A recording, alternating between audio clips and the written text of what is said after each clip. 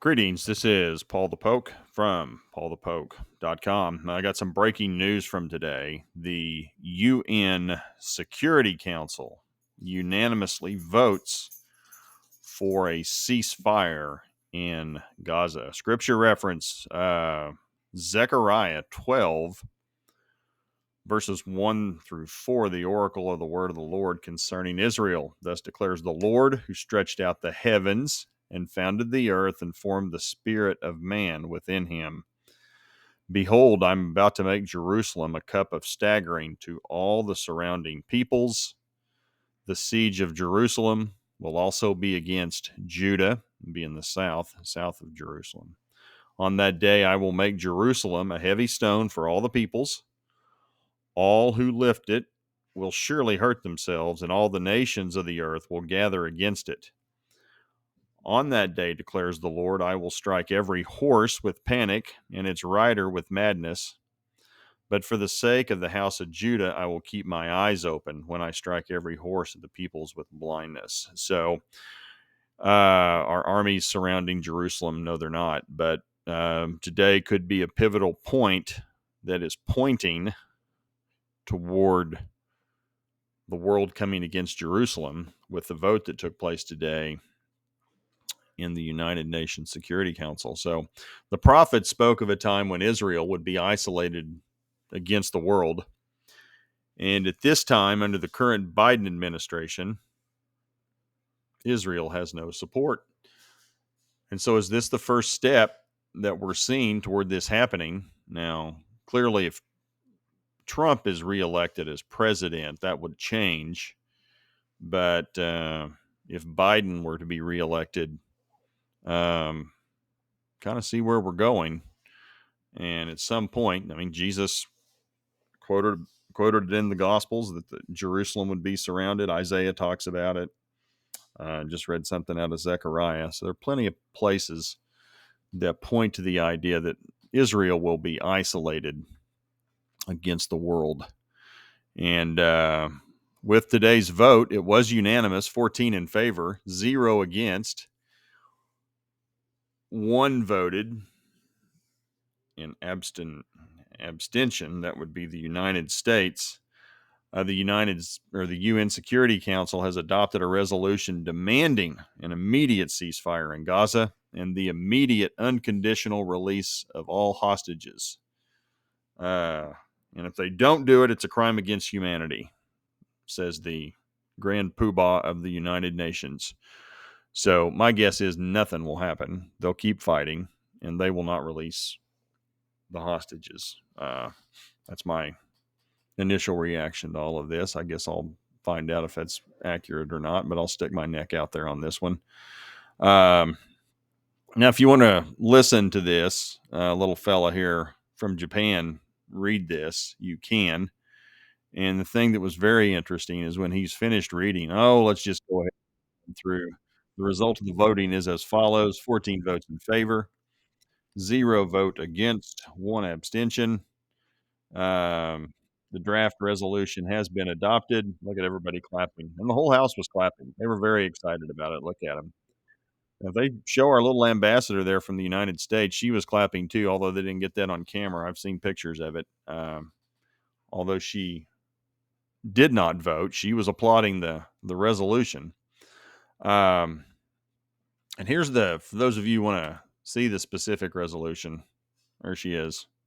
Linda Thomas Greenfield voting in abstention. Nice job.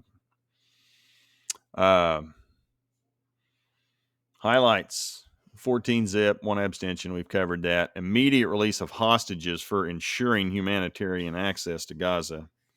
Council rejected a Russia proposed amendment that would have called for a permanent ceasefire. Well, we don't want that. We want to keep fighting. The U.S. ambassador said her delegation fully supports the critical objectives of the draft, although we didn't vote for it. Algeria's ambassador says the ceasefire will end the bloodbath. This must be a turning point, says the ambassador for the Observer State of Palestine. They've already gone ahead and just declared Palestine a state at the UN. And Israel, for their part, said the draft's lack of condemnation of Hamas is a, quote, disgrace. So here's a timeline. If you want to dig deep into this, 12:15, Yemen made a comment. Again, lack of Hamas condemnation is a disgrace per Israel.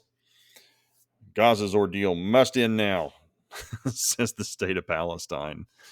They always like pointing fingers, too. They like that. Council must work towards a permanent ceasefire. That's Russia. I'm not going to go through all of these, but if you want to, there is a link provided, and you can read through this. In response to that, Israel canceled a trip to Washington after the UN Security Council vote for the ceasefire. Following the U.S.'s decision to abstain rather than veto a UN resolution calling for a ceasefire in Gaza, Prime Minister Netanyahu was not happy.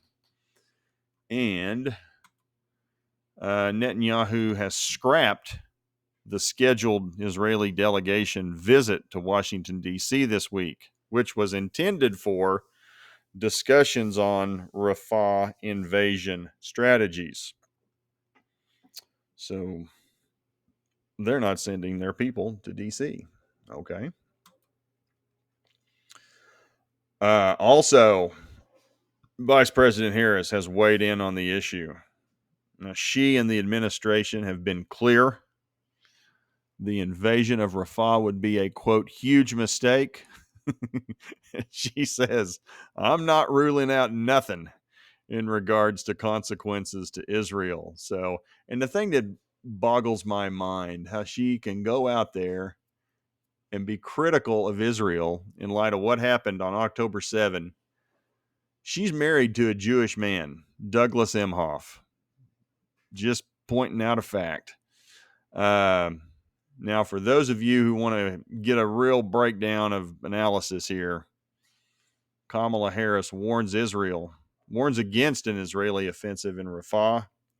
And she has, quote, I have studied the maps. She's been studying the maps. And then she's unable to articulate anything substantive beyond her left-wing talking points. It's pretty accurate. But for those of you who find her humorous in her presentation, you will enjoy her urging of Israel against a Rafah invasion. Now, this is the map Vice President Harris has been studying, and the issue is down here on the southern border, Rafah. She's been studying the maps, and she's telling Israel, do not go in there. That's not acceptable because they have nowhere to go. And this line, the border, now her boss, President Biden, had referred to this area as Mexico recently. That is Egypt, for clarification. And also, if she's been studying the maps, just popped into my head, Gaza, Egypt border, did you know they have a wall down there on the border? And you know what? This appears to be pretty effective. They are keeping Palestinians, Hamas, out of Egypt with this wall. Look at that nice, big, tall wall. That's probably, 20 feet tall with razor wire and multiple barriers. So we've got a road, little hut up there that's manned probably with rifles, armored tanks driving up and down the streets, armed guards. I wonder if she saw that wall and saw that it was effective. Now, they have put walls up around the White House and around Congress, but not on the southern border. We can't do it down there. But nonetheless, I hope she's been studying these walls. She might learn something about those too. And she's also offered incredible insights that Russia is a bigger country. Ukraine is a smaller country. And it's not right for the bigger country to invade the smaller country. So, in-depth analysis.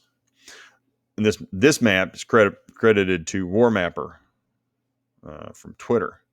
Click on the link if you want to follow up with some. He's been kind of the go-to for this whole it, conflict that's been taking place in Gaza Strip. He's had some excellent interactive maps, and we're pretty much down to Rafah and closing out, sealing off Khan Yunis, and the bulk. I mean, pretty much just looking at the southern tip of the Gaza Strip that's left to be done. Prime Minister Benjamin Netanyahu, he had an official statement today, office statement. The United States has abandoned its policy in the UN today. Just a few days ago, it supported a Security Council resolution that linked a call for a ceasefire to the release of hostages. Well, we've turned our back on that. China and Russia vetoed that resolution partly because they opposed a ceasefire that was linked to the release of hostages. Yet today, Russia and China joined Algeria and others in supporting the new resolution precisely because it had no such linkage. Regrettably, the United States did not veto the new resolution, which calls for a ceasefire that is not contingent on the release of hostages. This constitutes a clear departure from the consistent U.S. position in the Security Council since the beginning of the war. Today's resolution gives Hamas hope that international pressure will force Israel to accept a ceasefire without the release of our hostages, thus harming both the war effort and the effort to release the hostages. So, that pretty well covers that issue from the perspective of Israel. And, we're going to do a little quick recap, just looking at recent events. What started all this back on October 7? We're going to go to Zechariah 14, verses 2 and 3. For I will gather all the nations against Jerusalem to battle, and the city shall be taken, and pay attention to what's underlined here, the houses plundered and the women raped. Half of the city shall go out into exile, but the rest of the people shall not be cut off from the city. Then the Lord will go out and fight against those nations as when he fights on a day of battle. Now, the world, they would like to divide Jerusalem in the event of a Palestinian state. And I'll tell you what, if we get 4 more years of Biden, looks like that could be pretty likely.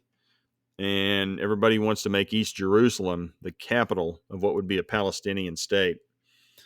And we've already seen, the underlined actions in the communities that border the Gaza Strip. This is exactly what happened on October 7, 2023.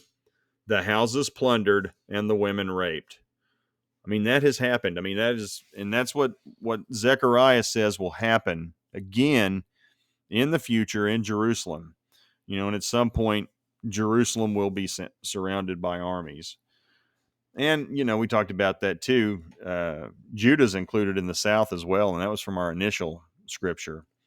So we're going to close with this. And again, we're looking at Ezekiel 7, and it's a word study. Context of Ezekiel 7 is judgment on the land of Israel. Now, specifically, judgment is being rendered against violence, and the Hebrew word for violence is Hamas. Ezekiel 7, verse 11, violence, or Hamas, has grown up into a rod of wickedness. None of them shall remain, nor their abundance, nor their wealth. Neither shall there be preeminence among them. So at some point, Hamas, or violence or Hamas, will cease to be in the land. Ezekiel 7, verse 23, forge a chain, for the land is full of bloody crimes and the city is full of violence. Verse 25, when anguish comes, they will seek peace. Oh, they want peace right now. They want this ceasefire. But there's not going to be any.